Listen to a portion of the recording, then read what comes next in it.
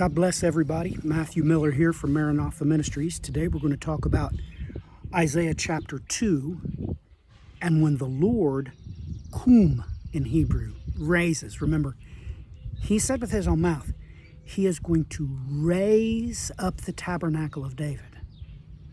This is when he does it. This is the sixth seal event. This is beyond contestation. If you begin reading Revelation chapter 6 and verse 12, this is what it's talking about. Isaiah chapter 2 verse 19. They shall go into the holes of the rocks and into the caves of the earth from the terror of the Lord and from the glory of his majesty, when he arises to shake the earth mightily. Then down in 21, he says, go to the clefts of the rock and into the crags of the rugged rocks from the terror of the Lord and the glory of his majesty, when he arises to shake the earth mightily.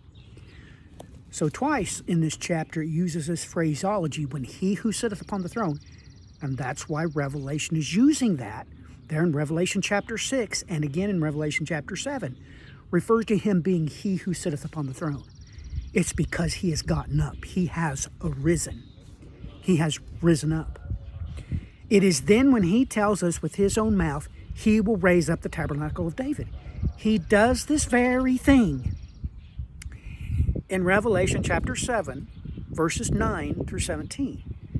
Explicitly there in verse 15. There in verse 15, he illicitly says that. And once you see this narrative that is being played out, let me jump over there real quick.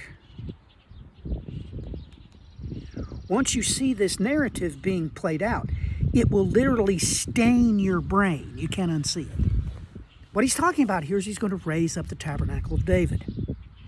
After these things I looked, and behold, a great multitude, which no one could number, of all the nations, tribes, tongues, standing before the throne and before the Lamb, clothed in white robes with palm branches in their hands, and crying out with a loud voice, saying, salvation belongs to our God, who sits on the throne, and to the Lamb.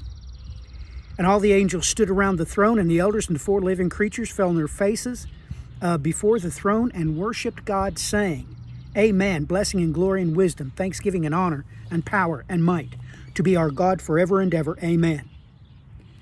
It's key critical that you see this, so pick it up for yourself in verse 13. That's what we'll do next session on, is this very thing. Till next time, God bless. Godspeed.